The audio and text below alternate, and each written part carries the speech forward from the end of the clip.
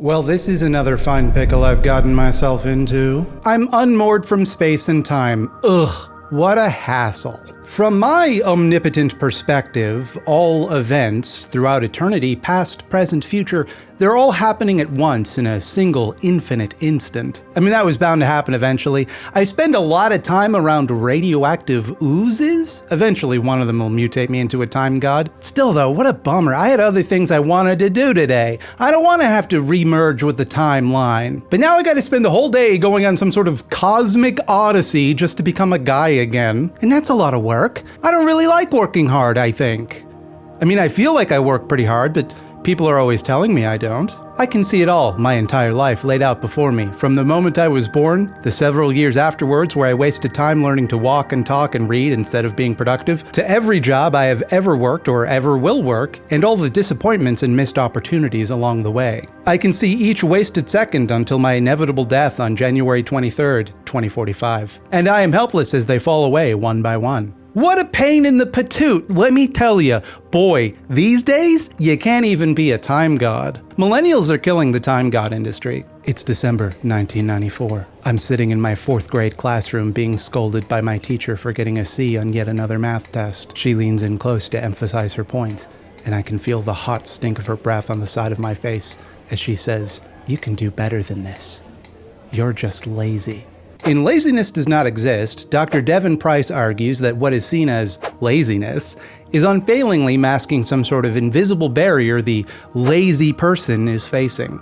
Rather than having some sort of innate defect of character which makes them less willing to try as hard as their peers, so-called lazy people face challenges which make certain things more difficult for them than it may appear on the surface. Anyone who, for whatever reason, doesn't observe those barriers might get the false impression that those people simply aren't putting in the effort. Indeed, they may not be putting in the effort, but there might be an important reason why they're not putting in the effort. Thus, such people are written off as lazy, a bad type of person with a bad kind of work ethic. Someone who is incapable of working hard, but also, at the same time, should also be shamed for not working hard, the thing they cannot do. Often people stuck with this label internalize the criticism as shame or guilt, as though they could somehow magically remove the barriers in their way to become more productive. For example, Price tells the story of a student who had a child pass away, then had her home destroyed, who still felt guilty about not being able to hand in her assignments on time. That's how powerfully people feel the shame of being labeled lazy. It's August 2021. I'm in a neurologist's office being diagnosed with 2 learning disorders. Turns out my specific brain finds math particularly difficult and also makes it difficult to practice the type of good study habits that would compensate for that natural shortcoming. Lucky me. I'd tell you what the odds are on that, but not great at math. It isn't always neurological like it was for me, though it's worth noting that it definitely sometimes is, and that's a big part of it. It could also be an emotional problem, or an economic problem, or a disability, or trauma, or mental illness, or hunger, or being in an abusive home, or addiction. People with these challenges might be working much harder at the same things than their peers, in addition to the work they're putting into solving those problems in and of themselves, but achieving worse results through no fault of their own. So Price asks us to reconsider whether the drive to become more and more productive is healthy. That we shouldn't try to find ways to overcome our limitations, but rather pay attention to our limitations and work within them. That we should be okay with not getting some things done, with the idea that perhaps we cannot become endlessly productive. And rather than attempting to do so, we should limit the amount of work we are expected to do to be more realistic. And yeah, totally. Definitely. Thing is, though, if I ever stop working, me personally, I will die. Not right away, obviously, that would be ridiculous. It's just that if I stop grinding for even a second, I bleed momentum. Like, you know how a shark has to keep swimming or it drowns? It's like that. Like, don't get me wrong, I can take time to myself. I can play a video game or watch a movie or jerk off or whatever. But like everyone else, like you probably, I can't enjoy it because every second I spend not working feels like self-harm. Like I'm pissing away time, and with that time, opportunities that I lack the vision to seize. And little by little, I approach some inevitable horizon of ruin. Please like and subscribe. It's July of 2022. I'm staring at the Google Doc writing a script about our attitudes towards hard work. It's been weeks since I've released a video, but I'm having a lot of trouble willing myself to get anything done, and the irony is not lost on me. I love my job. It's something I would do even if it weren't my job, and I know that because I chose to do it before it was my job. And still, lately, I find myself unable to perform it. I think I spent so long in that Sigma #grind set that I wasn't paying much attention to my mental health or physical health or financial health.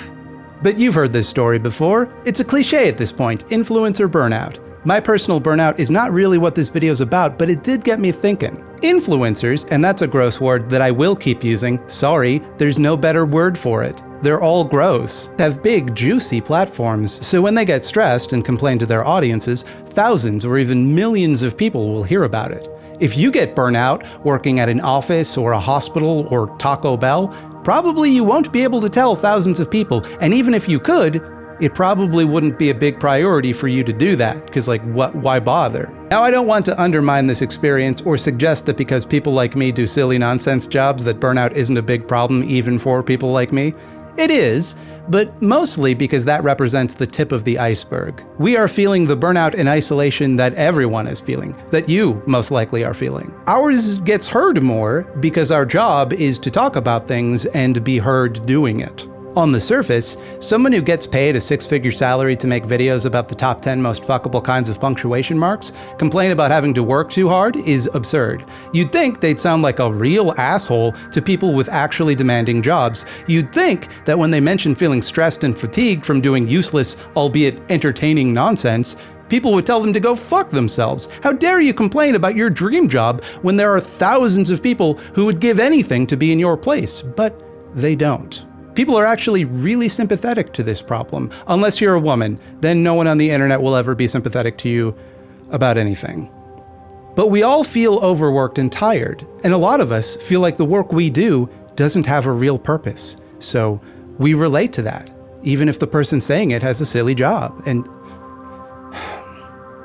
look, yeah, I know my audience. So real quick, I am going to count down the top 10 most fuckable punctuation marks, because if I didn't, it would be all over the comments. So let's just get it out of the way. Coming in at number 10, the period. I debated putting this one higher on the list because I didn't want to give the impression I was making some weird statement about not wanting to have sex during menstruation or whatever. But come on, just a little dot. I cannot justify putting it higher on the list. Number 9, the colon. Likewise, this is not a statement on anal sex. I mean, the colon is just 2 periods in a trench coat. Try a little harder, please. Number 8, the asterisk. This one can go either way. There's a certain mysteriousness to it, which is inherently kind of attractive, but I also get the impression it's hiding something. Number 7, the slash. Kind of a bad boy. There's an edge to this little guy. That sense of danger might do it for you, but don't get too close. Number 6, brackets. Hey, what can I say? Sometimes it's nice to be held. Number 5, the comma. Versatile, adventurous, and generous. Anything you need in a sentence. Separating clauses, itemizing lists, formatting addresses, the comma's there to provide. Number 4, the apostrophe. Some might be put off by its haughty demeanor, sitting above it all, and let's face it, being a little possessive. But there's no denying its confidence, IT''S confidence. Number 3, the semicolon. Perhaps the most controversial choice on this list. Love it or hate it, the semicolon is like a powerful woman. Everyone desires it, but few take the time to understand it. Number 2, the question mark. Sometimes it's sexier to leave things to the imagination, keep people guessing. Some honorable mentions: the ellipsis, gentle, nurturing, non-judgmental, safe. The interrobang, exotic, perhaps even forbidden. The exclamation mark also gets some points for enthusiasm, but it's just a period wearing a tall hat. Finally, number 1, tilde. Look at those shapely curves, that coquettish come hither wave. I don't know what it does, but I can't wait to find out. What do you think? Do you agree with our list? Comment below if there's a particularly sexy punctuation mark you think we missed. And don't forget to subscribe for more videos. It's August of 2022. I'm at the dentist's office. My hygienist asks what I do for a living. I mumble that I make YouTube videos. She asks, what kind of videos? It's hard to explain, is all I say. 52% of people surveyed by Indeed.com self-reported feeling burnt out, and 67% reported that burnout was getting worse over the course of the pandemic. Contrary to received wisdom, employees who worked from home actually worked longer hours and found it more difficult to unplug from work during their off time. Pair that with the social isolation of being trapped in our homes all the dang time and the anxiety of like everything that's happening in the world right now, and it's not a recipe for sound mental health. We're all being stressed out and exhausted from this seemingly never-ending push to do more and more with the same amount of time. But why is being more productive considered a self-evidently good thing? Don't get me wrong. Producing a good thing? Sure, that's good. Now you have a good thing. But is being productive, irrespective of what it is you actually produce, itself a good thing? Is it a good thing to work as hard as possible simply to work as hard as possible? How is it that we all feel like we're working too hard, but also that we need to work even harder than we are? Like we need to find some system or shortcut or product to help us achieve more, some highly effective atomic habit, and it's never enough. This is a question people have been asking for a long time. In 1935, Betrand Russel wrote the essay In Praise of Idleness, which argued that the moralization of hard work is a sort of slave morality, one used by a privileged few to condition the many into endless service. Those whose work was demanded were made to work long hours, and the rest were left to starve as unemployed. Why? Because work is a duty, and a man should not receive wages in proportion to what he has produced, but in proportion to his virtue as exemplified by his industry. This is the morality of the slave state, applied in circumstances totally unlike those in which it arose. No wonder the result has been disastrous. Russell points out that during the First World War, the majority of the productive population were set to work making munitions or supplies or dying in holes. Despite this, the well-being of the average civilian was normal, if not better than normal. People still ate the same amount of food, people still had clothes to wear, so we know that we could organize the production of the things we need more efficiently. We know we don't need to spend as much time working as we do now. We've seen that happen. We knew it 100 years ago.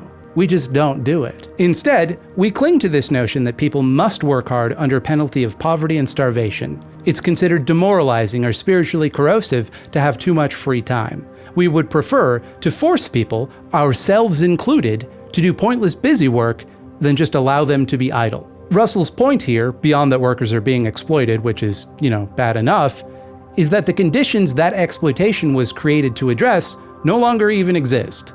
Because we live in a world where modern technology could be leveraged to produce as much as we need with less human effort than we waste now. But instead of doing that, the exploiters have insisted on maintaining an arbitrarily inflated workload. It's August of 2003. I'm working a part-time job at Tim Hortons. It's a slow day and I've completed the list of tasks my boss has assigned to me. He hands me a roll of paper towels and glass cleaner and says, "If you have time to lean, you have time to clean," and instructs me to clean the window display I had already cleaned just moments earlier. We tend to organize our lives around our jobs, and any idleness we indulge in is meant simply to make us more productive in the long run. If you can work more, if you can produce more or make more money, we would kind of view it as ridiculous, even irresponsible to not do that. Like you're robbing your future self or any kids you might have of any potential earnings you could have made. Partially, that's because of the precarity of the economy we live in. We're losing opportunities and well-paying jobs faster than we're making new ones. None of us know when an unexpected expense might spring up out of nowhere and drain our bank accounts, and once that happens, it can be difficult or even impossible to escape a vicious cycle of poverty, so, make hay while the sun's shining. Hey, how come everybody's got anxiety disorders these days, do you think? Why do you think that is? But even if that weren't the case, we all just kind of believe that doing as much work as you are able to do is inherently a moral good. Maybe not consciously, but still. It is morally good to work hard. It is morally bad to be idle. Unless either you literally can't work due to sickness or disability, or when resting would help you recharge, a calculated necessity to make you more productive in the future. One of the principal arguments used by advocates of the 4-day work week is that it makes workers more productive, which suggests that if it did not do that, why bother making people's lives better? In other words, it is considered morally compulsory to work as hard as we are all able to. This point of view would seem very strange to most people who've ever lived. They would have seen hard work as a necessary evil, something which must be done to survive, something which cannot be shirked, something which produces useful goods, but not something inherently virtuous, just a sad burden of life. So where did this idea of hard work as an inherent good come from? And more importantly, who, if anyone, does it benefit? Come with me! I'll use my time powers and we'll go on a cosmic odyssey across human history to find out. Do you have to go to the bathroom? Because if you have to go to the bathroom, go now. I'm not stopping the time portal every time you gotta take a piss. Neolithic humans mostly just lived in small nomadic groups and scribble-scrounged for food wherever they could find it. There was no sense in collecting more food or resources than you needed at any given time because it'd either go bad, slow you down, or make you a target for some other group of humans to raid. Besides, just getting enough to survive was difficult and often dangerous enough on its own, so why take unnecessary risks? Just get what you need, then rest, so you're ready to do it all again tomorrow. That set a natural tempo to life. You did what you needed to do to provide for yourself, your family, and your community, and then you rested, or socialized, or fucked, or did something else people like to do. That comes with its own set of problems. Sometimes you just not be able to get any food, and when that happens, you die. And that's not ideal. But it very naturally regulated how much time people spent, for lack of a better word, working. Now before we proceed, it's important to make one thing very clear. I don't want to make it seem like I'm presenting this as a straightforward march in progress. The idea that there's some sort of teleological progression from a Hobbesian state of nature where we're all just animals shitting on the ground and fully automated luxury gay space communism is a racist fallacy. It takes for granted Eurocentric views of technology and progress and assumes that the closer to those that a civilization hews, the more advanced it is.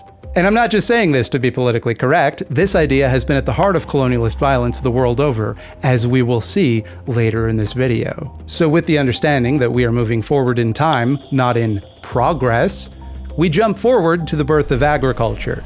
Suddenly, we got ways to much more safely and much more reliably produce a whole lot of food. But that means that we all have to stay in one place, so the best places become real valuable, and uh-oh! Now you got states. These states are claiming they own squares in the map, but other states are like, nuh-uh, we own those squares and we'll kill you if you don't get off our goddamn squares. Roundabout now, two classes of people emerge. The violence doers that had appointed themselves owners of the land, and everybody else who's got to work for a living. The violence doers put themselves in charge because, like, what the fuck are you gonna do about it? And offered the workers living on their land the following deal. The violence doers will protect the land workers from other foreign violence doers in exchange for the land workers tending that land, giving them a portion of the food they grow on that land, and occasionally helping out if the violence doers have to do a particularly big violence. This arrangement, feudalism, was a raw deal for the land workers who became known as serfs. They were locked out of any sort of decision-making power and were essentially viewed as part of the land owned by the violence doers, who came to be known as nobles.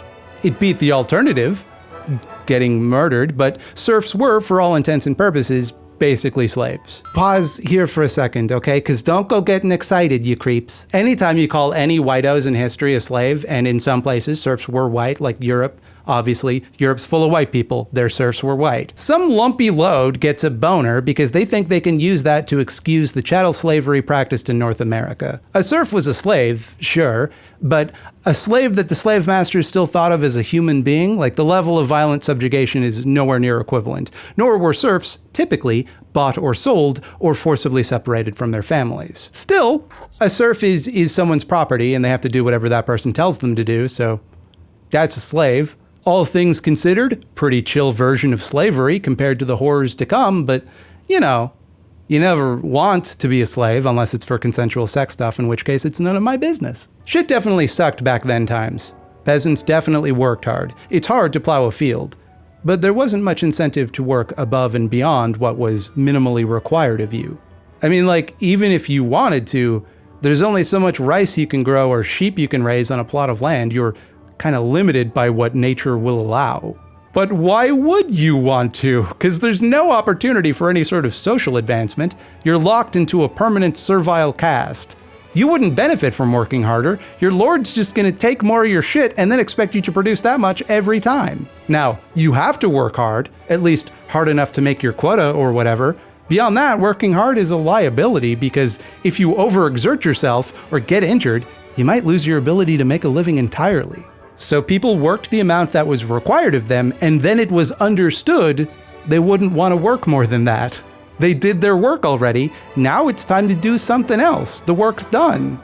You're not gonna Sigma #grindset yourself into a noble all of a sudden. If you got what you need, it's okay, you might as well just kick it then. By a lot of estimates, medieval serfs in Europe, for example, had more days off than modern workers pretty much anywhere in the world right now. So hard work is a thing people do begrudgingly, and then, once it's done, they chill and do whatever else they want to do. And that's just how it is for most of time. Skipping forward a little, humanity discovers the power of dinosaur juice. This would later prove to be a pretty big mistake. Now, big machines and heavy industry give us the ability to produce enormous surpluses of the things that we need to survive. It is no longer necessary for a peasant to toil all day on the field. They can use equipment to get the same results with just a fraction of the effort. So you'd think that everybody would then just work less, right? Because they don't gotta work as much to get stuff, right? That's what they thought too. Remember earlier when I talked about the fallacy of a teleological progression of history? Earlier for you. Obviously I see everything as one simultaneous instant, but you get it. This idea that things naturally progress from worse to better or from simple to advanced over time. This shift is often framed this way in history books, that while new problems emerged as our civilization moved towards this new mode of production, overall, it did more good than harm. Overall, people became more free, more safe, and enjoyed the benefits of a more productive society. More goods, more leisure time, more choices. But it isn't as straightforward as it's often presented. All other things being equal, I suppose in a legal sense, you are undoubtedly more free in a capitalist democracy than a feudal monarchy, unless you're a slave or a colonized person or a convict or a woman or disabled or probably a bunch of other types of people whose experiences I'm too privileged to even think about, in which case it's kind of up in the air. But if you're one of the people that's considered people by the violence doers, they stuck around, they're still doing their thing, then on paper, you got a whole new deal going on. Now, all the philosophers are saying that everybody's created equal and endowed by their creator with inalienable rights to buy more products. If you didn't like your feudal lord, well, tough shit. You're part of his goddamn land and you'll do what he says to do. If you don't like your boss, you could always quit and go find somewhere else to work. On paper, I mean, he doesn't own you and you have to agree to work for him, which means that he has to compensate you enough that you'll do that. So that sounds really good. On paper, that's way better than what you're used to. But then a funny thing happened. Not like ha-ha funny. More like horrific funny. Turns out that if you organize your economy around the accumulation of personal wealth, everyone is incentivized to make as much as they possibly can so they can sell as much of that shit to someone else as possible. And thus, they want to pay anyone that works for them to make that shit as little as possible to save on costs. And that meant basically everybody was crammed into factories working around the clock with no protections or rights to make the meagerest wage that they would accept. Now, in order to get workers to accept this shitty deal, owners of capital used their heaps and heaps of sticky icky cashish to influence government policy to essentially give them no other option. Land that had been used commonly for generations was seized and made private. Laws were passed to make poverty literally illegal so that anyone without money could just be scooped up and forced to work. Many of those laws, by the way, still on the books. Not called anti-poverty laws, but laws against like vagrancy or loitering. Over centuries of this, workers fought back and clawed their way towards a slightly less disastrous arrangement in most places in the world. They organized, they had strikes, they did some terrorism, and then the bosses were like, okay, fine, just stop striking and killing us, and you only have to do 40 hours a week, and we can't make you breathe lead fumes. But during that initial transformation from feudalism to capitalism, that is when we find our modern conception of the virtues of hard work being established. The idea that it's morally good to work yourself to the bone was very useful for the people who profit from you doing that. It should probably come as no surprise then that the rise in popularity of this view of work first emerged in colonies dependent on slave labor. America, baby, #1. If you're a slave, and I truly hope that you are not, then it doesn't make a lot of sense for you to want to work hard. The guys making you do that work are your least favorite guys, the guys who made you a slave. And I don't want to speak for slaves, but what I think would make more sense is for them to wait until the slave owners are not around and then find a way to kill them all. Kill them all and free yourself. Turns out they thought of that. The natural inclination towards wanting to kill your oppressor had oppressors pretty freaked out, and their solution was predictable. Why don't we just oppress people hard enough that they won't have the time or energy to revolt? Now, of course, the dream would be to get those people to oppress themselves, to believe that it would be in their own self-interest to participate wholeheartedly with their own oppression. That way, not only are they doing all of your work for you, they're even doing the work of making themselves do that. Coincidentally, this was shortly after the Reformation, so a lot of people were struggling with a whole lot of new religious ideas. See, for centuries, people believed that the Catholic Church ensured that all devoted flock members would get into heaven and chill with God. But without that earthly authority, the path to heaven was less clear. And some Protestants began to think that since God knows everything in advance, he's already chosen who's going to go into heaven and who's not. So it became really important to let everyone know that you're like super chill with God and you're doing all this stuff to get into heaven, so you're not viewed as a great big sin lord. People really wanted to prove they were predestined for heaven. And how do you prove that God likes you? Surely, if God controls everything, the people he likes would get a lot of cool stuff. So, if you have a lot of wealth and success, God must like you, right? He let you have a bunch of stuff. You gotta be on the heaven list, baby. So you better do everything within your power to get that paper. Just work around the clock. Actually, devoting yourself to your work, if you think about it, is kind of like devoting yourself to God, because God wants you to do stuff that helps people, and the work you do is useful, and that means it helps people, so God must fucking love that shit. The owning class got really into this idea. And if you're not spending your time doing the thing God likes, then you're just going to spend your time sinning. If you've ever heard the expression idle hands or the devil's plaything, that means you'll jerk off if you're not working. And old-timey people hated jerking off, so that was scary to them. Thus, morally upstanding people who never jerked off are hard workers.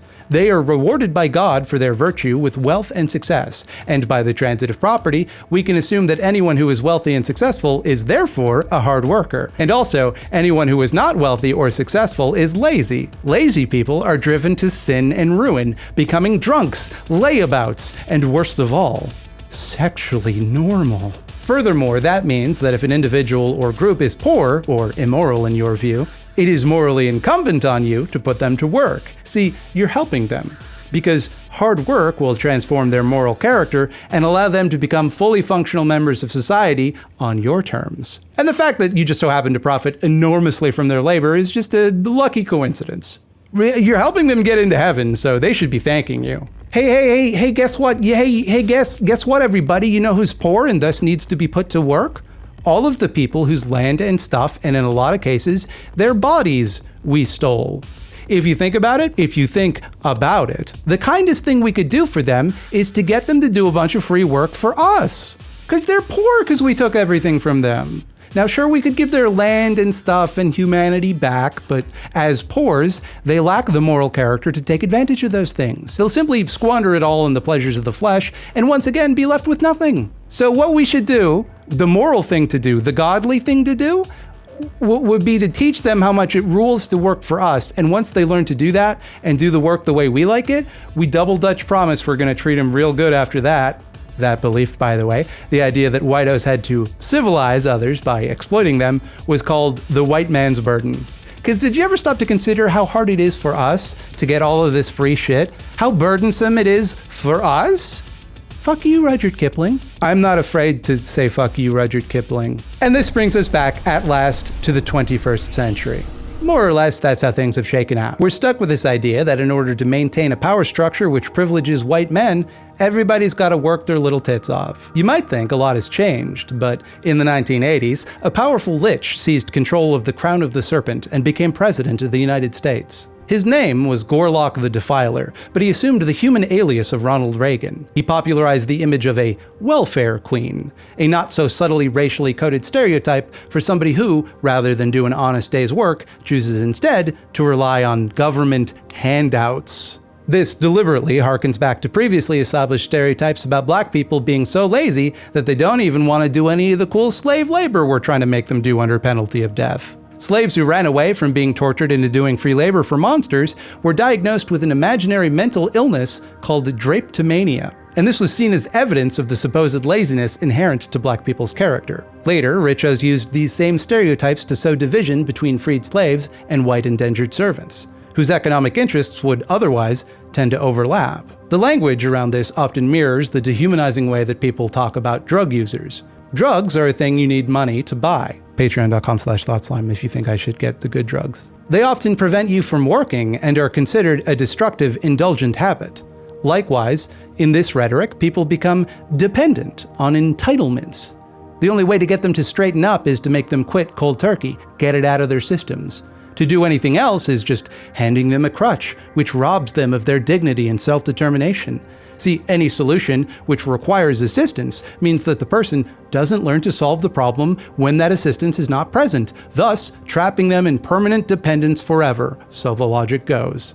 It's like putting training wheels on a bicycle. You're never going to learn to ride a bicycle, except every child that's ever used training wheels absolutely did. No, to be nice, to be kind, to do the thing that the people need, we have to teach them to pull themselves up by their bootstraps, a phrase which originally was meant to parody this exact idea, because you physically cannot do that. It defies the laws of physics. No surprise then that this approach does not work for drug users or anyone that needs help with anything.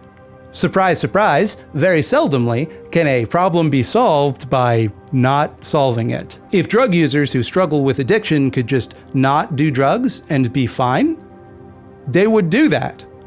The very second they no longer wished to do the drugs, they would simply stop doing them. They can't. That is the entire reason it is a problem. The reality is, of course, sometimes people need help with things. That's common fucking sense. To go back to the metaphor of a crutch, if you're using a crutch, you probably need it, like your leg is broken or something. Your leg will get a lot worse if you try and use it without the crutch. Boy, all of the metaphors people use to shit on poor people are terrible if you think about them for even a second. But it is necessary for Gorlock and the demons he works with to slander government assistance of any kind because it makes workers less desperate. Naturally, people like the idea that if you lose your job, you don't starve to death on the street. But if you're trying to get someone to work for really shitty wages and shitty conditions, well, that threat of starvation is a powerful motivator. It's May of 2024. I'm in a tuxedo and I seem to have filled my underpants with chia seed pudding. I do not understand why. Now here's a question you might not have considered. How is it that we have unemployed people at all? Don't you think that if there's someone who wants a job and is capable of doing that job, and we live in an economy where if they do not have a job, they don't get any food, and there are other people doing that job whose workloads are too difficult or demanding, they should just get part of that person's job. Then the other person doesn't have to do as much, and everybody wins. Isn't it weird that there's a lot of things that need to get done? Roads that need repairs, children that need daycare, and a whole host of simple tasks that virtually anybody could do or be taught to do relatively quickly. And we have thousands, millions of people just sitting around, unable to participate in the world, because we treat getting to work as a reward for good behavior. If you don't accept the terms of your employment as dictated to you by the owning class, then fuck you. You'll just be unemployed. Your bargaining position is deliberately kept weak by maintaining a class of people who are kept poor and desperate. You will accept the shitty working conditions on offer because if you don't, it can always get worse for you. You could be like them. But thanks to the internet, employers have found ways to exploit even the people who are unemployed. The gig economy forces people into an informal employment, where they can be just as exploited as an employee without any of the protections to which an employee might be entitled. No sick days, no insurance, no overtime, no health and safety regulations, no minimum wage. That also means that even if you have a job, hell, even if you have 2 jobs, you can spend what little free time remains working around the clock, on demand, work delivered right to your phone. Welcome to the future. And guess what? Lots of opportunities, because there's always going to be more and more of this precarious menial work, because for some reason, nobody has time to cook or clean or drive themselves anywhere. I wonder why that is. All of this work we're doing, a lot of it, maybe most of it, is pointless. Just a small blip in an enormous balance sheet for an out-of-control money-guzzling corporation, or mean-spirited drudgery that everyone requires but chooses not to respect, because obviously, if it was worth respecting, they'd get paid more. And they don't get paid more because it's not worth respecting. It's a snake sucking its own dick forever. Now, we on the left tend to be pretty good at recognizing that people deserve to be compensated better for their work, but we tend to be pretty bad at even broaching the question of whether or not it is necessary for us to work so hard in the first place, whether or not it is necessary that we maintain the absurd, destructive overproduction standards to which we are accustomed. Now understand that when I say this, I do not mean depriving ourselves. I don't mean austerity. I don't want to live in a world without the occasional frivolous joy. I like toys and tchotchkes and candies and all of that shit. When I say we do something about the overproduction we are accustomed to, I do not mean that we should all learn to make do with the absolute bare minimum. In most of the important ways, I don't even think it means that the average person has to make do with less. I believe, and I think the evidence bears this out, that if you took the work that was necessary for everyone to live a pretty sweet life, divided that work equally amongst everyone who was capable of doing it, the resultant average workload would be way smaller than the one we put up with now, for two main reasons. Firstly, the bulk of the work we do now is designed to do absolutely nothing worthwhile, just to line the pockets of a few rich ghouls. Even the work that does need to be done is done in fucked up, inefficient ways for ghoul money. I think we can all agree that we need clothing. Even if you like to be fully nude, rolling around in the mud, sometimes it's cold and you gotta cover up the goods. No economy will ever overcome the need for clothes. We could just estimate how much clothing we need, then make a bunch of quality clothes so that everybody could have clothes. That would be the obvious thing to do. That would be the most efficient thing to do. But it's not the most profitable thing to do. A more profitable solution might be to make a whole lot of cheap, shitty clothes. This has a lot of benefits for you. People's clothes fall apart, which means they gotta buy more, and the huge margins you're making mean you can afford to make way more clothes than you're actually intending to sell, and it's not gonna eat into your profits much, if at all. So that means you can make all sorts of styles and colors and make sure you're selling the absolute maximum that consumer demand will allow. And anything that doesn't get sold, you can just throw away. Of course, in order to do that, you're creating an enormous demand for human labor. People have to sort the extra clothes, ship the extra clothes, sell them, dispose of them, and actually destroy them so that nobody tries to get free clothes that you're throwing away, then bring those clothes to landfills, manage those landfills. The most laborious part, of course, would be making the clothes. So you have people do that in a country where they don't have to pay people as much or keep them as safe, which also means you're incentivized to lobby that country's government to keep wages down and working conditions worse. And I'm not even going to get into the environmental costs. This is a video about us working too hard, not how the work we're doing is also killing the earth, which is another problem. And the second reason that I think the evidence bears out my ideas about hard work is that the ghouls do absolutely jack shit, a big fat zilch, and yet they have an alarming amount of all of our money and stuff. Way more than enough to go around. During the COVID-19 pandemic, billionaires, that's people with over $1 billion human dollars, saw a 42% increase in their wealth, and now they alone account for 14% of global GDP. Right now, just 10 of the world's richest men have as much money as 40% of the global population. That's 3.2 billion people. To put that number in perspective, if all of those people were in a room, that'd be a fucked up room. Concurrent with this alarming growth is the greatest increase in extreme poverty in 20 years. Also, projected increases in the cost of food at about 36% and energy at 50%. Hey, weird coincidence, but the food and energy sector are seeing record profits. Do you see how these problems should not coexist? I could go on like this, but I think I've made my point that our economy is not organized rationally if the goal is to do the most good. If the goal is to funnel all the money directly into Jeff Bezos' open maw, then yeah, we're going about that in a pretty rational way. But I don't think that should be our goal. Because Jeff Bezos can't even eat money.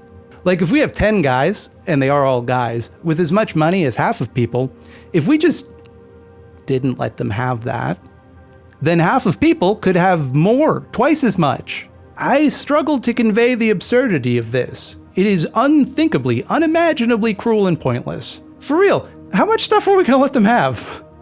They have so much. They don't need anything more. And half of people need lots of stuff. Shoes, eggs, toilet paper, sunscreen, etc. Economist Larry Summers recently argued to President Joe Biden that the United States needs to attempt to maintain a 6% unemployment rate to curb inflation.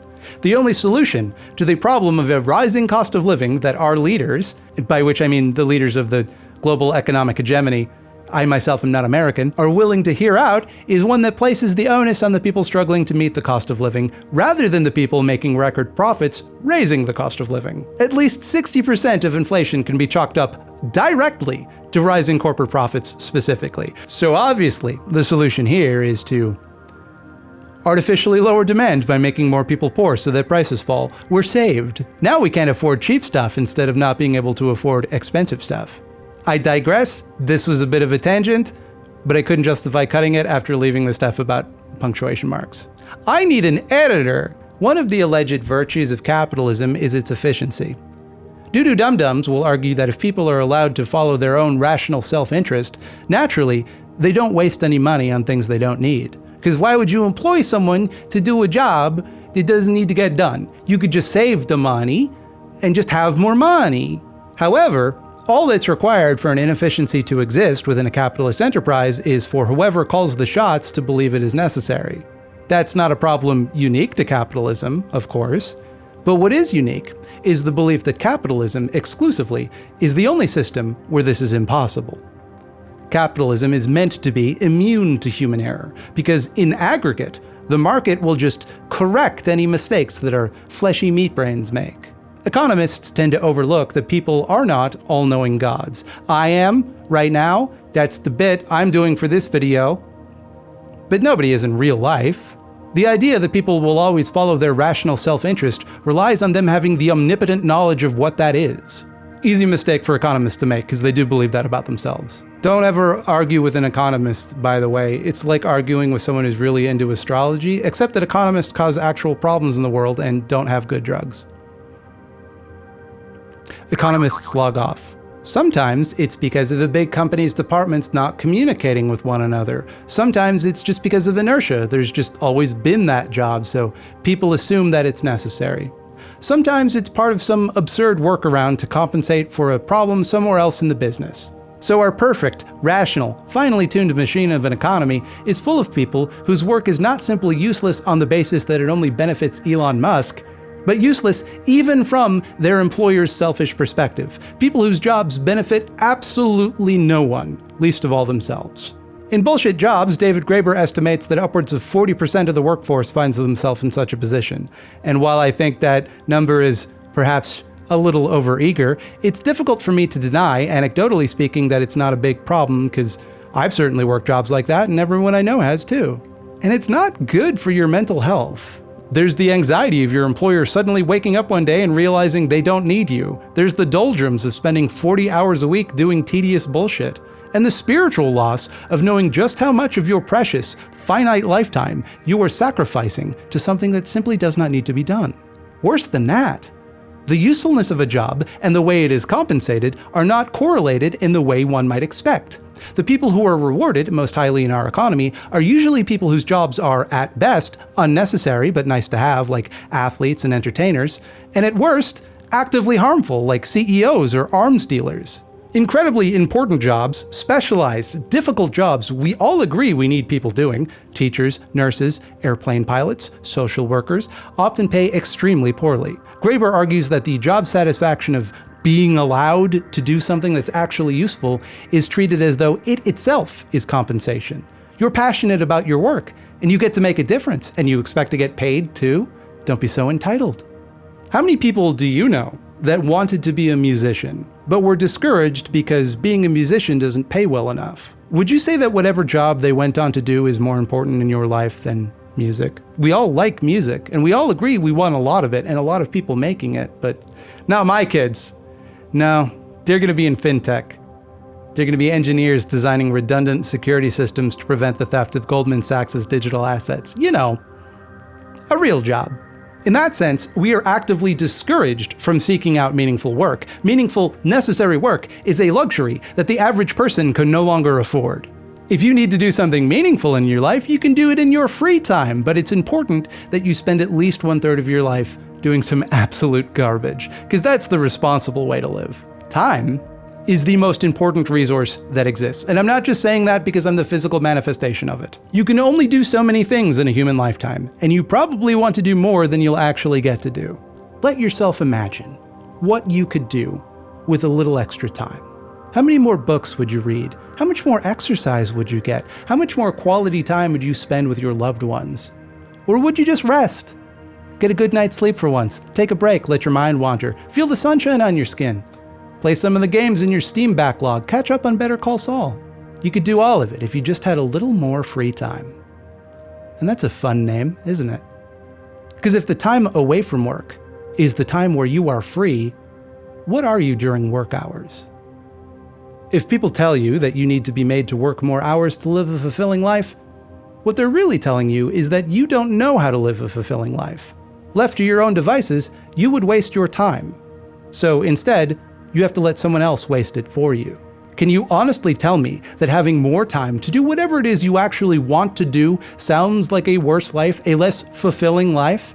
If indeed this menial busy work were the most fulfilling thing to do, you could still choose to do that if you wanted to. So where does this leave us? Well, I got good news and bad news. Bad news first, because I want to end on a high note.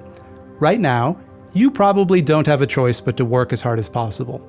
It would be irresponsible of me to tell you that in our current economic model, you should just stop and relax, because the only people who get to stop and relax right now are rich jerks. They don't need to be told not to work hard because they would never do it. Not the way you do. Yes, you. No, I'm talking to you. You. I can hear your thoughts. You're beating yourself up and feeling lazy and inadequate. And let me tell you, I see everything. I see you. I see that you're working harder and against greater odds than you realize. Doesn't matter if you have a job or whatever. It's hard enough just to be a person. And in a world where hard work is synonymous with self-worth, sometimes not being able to work as hard as you'd like to do is the most difficult thing there is. Take it from me, an omnipotent time god. Do what you can and then know that it's enough. Morally speaking, anyway. Materially, it might not be enough, and that's not your fault either. You did not fail. You have been failed. Bummer's over. Here's the good news. You have never been alone with this feeling, and bit by bit, people are waking up to that reality, that there's something fundamentally wrong with the way we are taught to think of work. In the incredible intersection of tragedies we find ourselves within, where at once people have been forced home from work and also find themselves able to negotiate for more pay or better conditions, a lot of people are realizing, maybe for the first time, that change for the better is possible. So many people began quitting their jobs during the pandemic that bosses immediately shit and pissed directly into their pants. They call it the Great Resignation, and right now, they're desperately trying to play it cool and pretend like, oh, everybody's regretting it, you better not do it, look at all these think pieces saying everybody regrets it. Too late, cuckpitalists, owners of cuckpital, got him.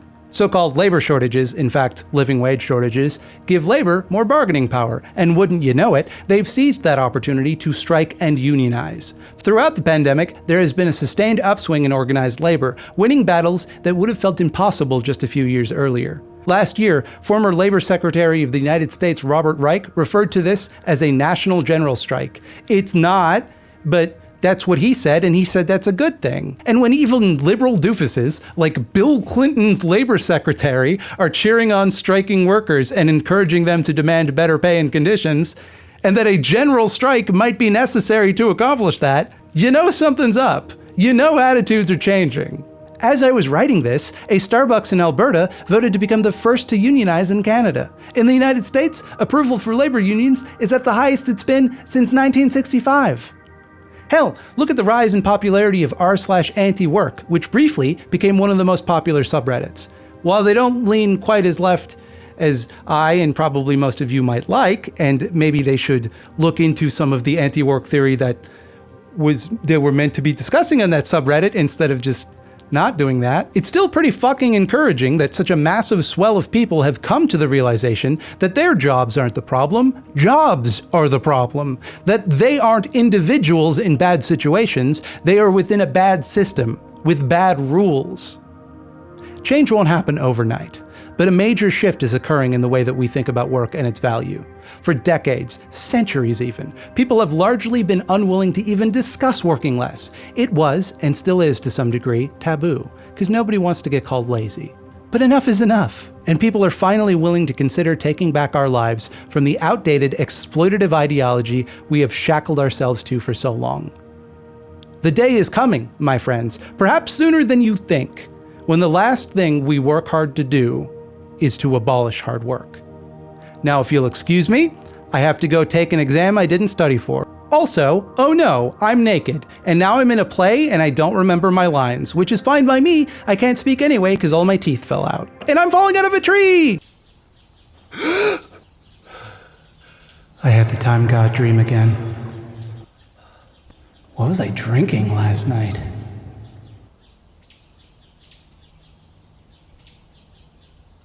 Oh, this explains it. This explains it all somehow. Hello and welcome to the Eyeball Zone. Here in the Eyeball Zone, we are hard at work ensorceling small creators whose works doth cry out for eyeballs.